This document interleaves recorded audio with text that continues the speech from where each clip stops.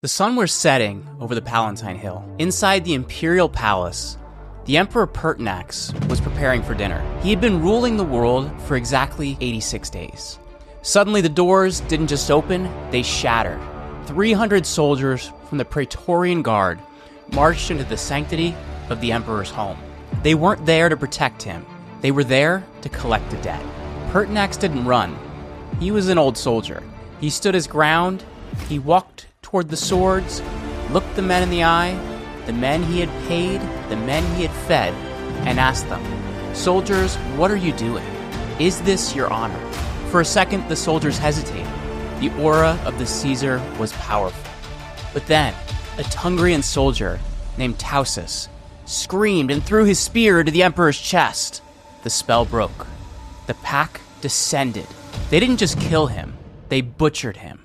They cut off his head and jammed it onto a lance. But the true horror wasn't the murder. It was what happened 20 minutes later.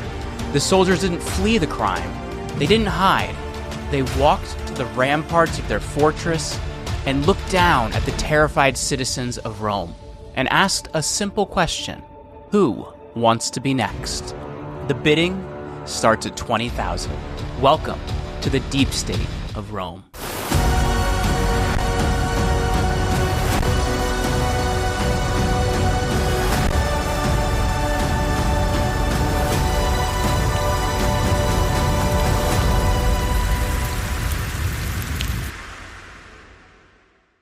Welcome back to the Roman Pattern. I am your host, Jeremy Ryan Slate, CEO of Command Your Brand, where we help our clients to appear on some of the biggest podcasts in the world.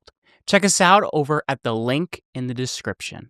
Reminder to like this video, leave us a comment, and smash that subscribe button if you want more of the Roman Pattern. And now, our story. When we look back at Rome, we are seduced by the marble. We see the statues of the Caesars, Augustus, Trajan, Marcus Aurelius standing tall, draped in togas and pointing toward the horizon.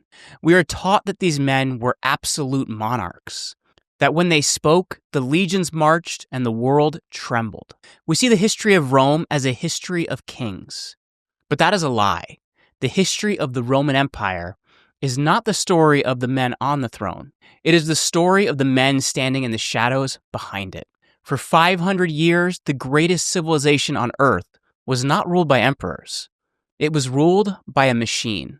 It was the machine of intelligence agents who read every letter before it reached the palace. It was built of unelected bureaucrats who decided which laws would pass and which would vanish. It was built of generals who treated the emperor not as a commander, but as a hostage. We call this the fall of Rome. But if you look closely at the timeline, you'll see something terrifying. Rome didn't fall because of chaos. It fell because of order. It fell because a deep state constructed a system so efficient, so powerful, and so profitable for the elite that it eventually consumed the very civilization it was meant to protect. Today we're going to look past the throne. We're going to name the names that history tried to forget. This is the story of the unelected power that actually destroyed the Roman Empire. Every tyranny begins with a promise of safety. And in Rome, that promise had a name: the Praetorian Guard. When Augustus founded the empire, he knew he was quite vulnerable. He needed bodyguards, but he didn't want to look like a dictator, so he scattered them. 9 cohorts spread across the city and nearby towns. They were invisible. They were manageable. But then came Sejanus. Lucius Aelius Sejanus is the godfather of the police state. He looked at these scattered bodyguards and saw a private army waiting to be forged. In 23 AD, he convinced the Emperor Tiberius to consolidate them. He built the Castra Praetoria, a massive fortress right on the edge of Rome. For the first time, the capital city had a permanent military base looming over its shoulder. The moment these walls went up, the power shifted. The Senate could debate all they wanted in the forum, but the real power now lived in the barracks. Sejanus knew that information was more valuable than gold. He began to filter the emperor's reality. He whispered poison into Tiberius's ear. The Senate hates you. The people are plotting. Only I can protect you. Paranoia is a powerful tool. Sejanus convinced Tiberius to leave Rome entirely, to retreat to the cliffs of Capri. And with the emperor on an island, isolated by miles of sea and fear, Sejanus became the gatekeeper. Imagine the atmosphere in Rome during those years. If you wanted to send a letter to the emperor, it went through Sejanus. If you wanted to petition for a new law, well, you asked Sejanus. He controlled the mail. He controlled the access. He was the filter through which the entire Roman state perceived reality. Senators began to vanish. Men would be dragged from their homes at night, accused of treason based on intelligence that only Sejanus had seen. The emperor was technically in charge, but the emperor was seeing a world that Sejanus painted for him. It took a literal act of courage from inside the palace to break the spell. In 31 AD, a letter from Tiberius was smuggled into the Senate, not through Sejanus, but through a separate courier. The Senate gathered, expecting Sejanus to be promoted. Instead, as the letter was read, the senators moved away from him on the bench. The letter condemned him. Sejanus was dragged out and strangled that very afternoon. But while the man died, the machine he built did not. The Praetorians had learned a lesson that they would never forget. The emperor needs us more than we need him. If Sejanus taught the deep state that they could control the emperor, the year 193 AD taught them they could sell him. It is perhaps the most cynical moment in human history. The Emperor Pertinax was a strict disciplinarian. He tried to rein in the corruption of the guard. He tried to tell the tiger to behave. So after only 86 days, the tiger ate him. The Praetorians murdered Pertinax in the palace and cut off his head. But then, they found themselves with a problem. They had no emperor. And without an emperor, there was no one to pay their bonuses. So they locked the gates of their fortress. They mounted the ramparts. And they looked down at the gathering crowd of wealthy senators and fearful citizens. And then a soldier shouted a price. They were auctioning off the Roman Empire. Two men actually began to bid. Inside the camp was the father-in-law of the murdered emperor. Outside the gates stood Didius Julianus, a wealthy senator with more money than morals. The scene is almost hard to believe. You have Julianus standing in the dust, shouting figures up at the soldiers on the wall. 20,000 sesterces per man, the soldiers shout back. Too low. Inside, the rival bidder counters. Julianus yells, 20,000 sesterces, and I will restore your honors. The soldiers did the math. 25,000 for every single guard. That was the price of the world. They threw open the gates and hailed Julianus as Caesar and marched him to the Senate house at spear point. The Senate confirmed him, of course. What choice did they have? But on that day, the mask slipped completely. Everyone in Rome now understood the new reality. The emperor wasn't chosen by the gods. He was chosen by the people. He was simply the man with the deepest pockets, renting the throne from the men with swords.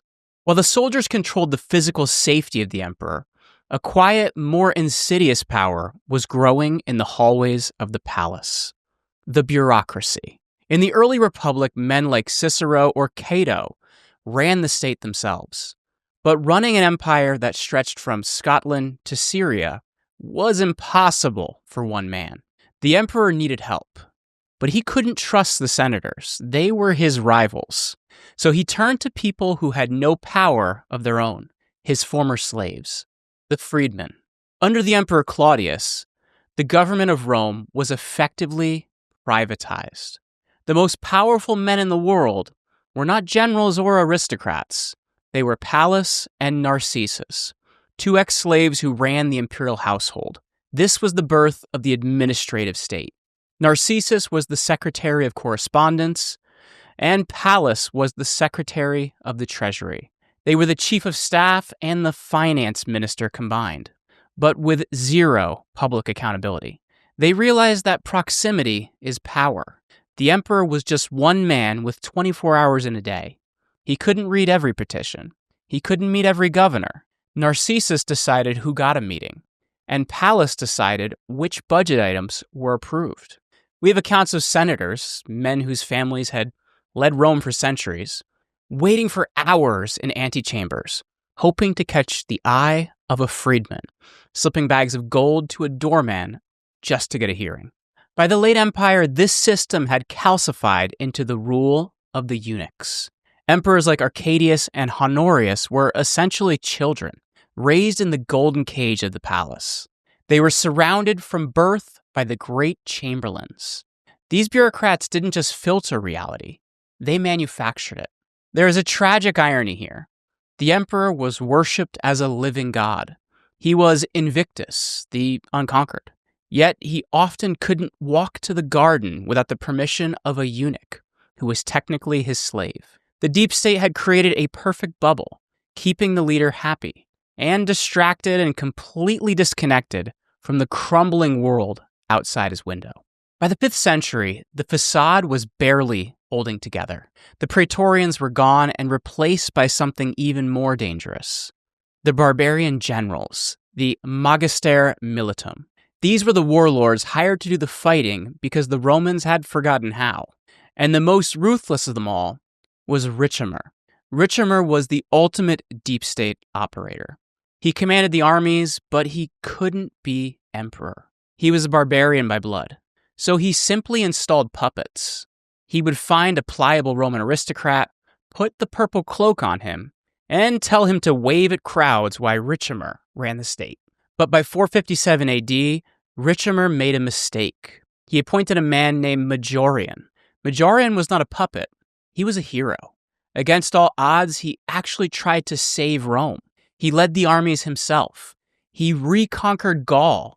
He reformed the tax code to stop the elites from cheating the poor. He began to rebuild the fleet to take back Africa. For a brief shining moment, it looked like the Roman Empire might actually survive. And that is exactly why the deep state had to kill him. Majorian's reforms were working for the people, but they were bad for the system. He was cutting into the graft. He was making the generals look bad. And he was threatening to stop the status quo. So when Majorian was returning from a campaign, Ricimer met him on a dusty road near Tortona. There was no trial. There was no Senate debate. Ricimer's soldiers surrounded the emperor. They stripped him of his purple robe. They beat him. And 5 days later, they cut off his head. This is the ultimate tragedy of the Roman pattern. The system had become so corrupt, so entrenched, that a leader finally appeared who had the competence to save the empire. The machine identified him not as a savior, but as a virus, and it purged him. 15 years after they killed Majorian, the end finally came. In 476 AD, a German general named Odoacer walked into the palace in Ravenna. He found a boy on the throne, Romulus Augustulus. Odoacer didn't kill the boy. He just sent him home. And then Odoacer did something fascinating. He didn't appoint a new emperor. He didn't auction the throne.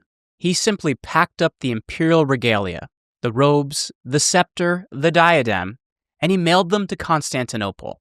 He attached a note that essentially said, "We don't need this anymore." Odoacer had realized the truth that had been hiding in plain sight for centuries. The emperor was just a hood ornament. The engine was the army. He simply turned off the ignition. Rome didn't fall because of barbarians at the gates.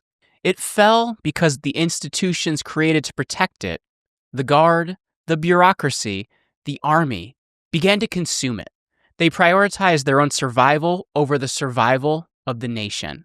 They created a world where winning politics was more important than governing the state. We look at Rome and we see a tragedy. We should see a mirror. When you see intelligence agencies that operate without oversight, when you see unelected bureaucrats drafting the laws that elected officials simply sign, and when you see a military structure that seems to require constant conflict to justify its budget, you aren't watching a republic anymore. You're watching the replay. I'm Jeremy Ryan Slate, and this is the Roman Pattern. Please like this video, leave us a comment, and smash that subscribe button if you want more of the Roman pattern.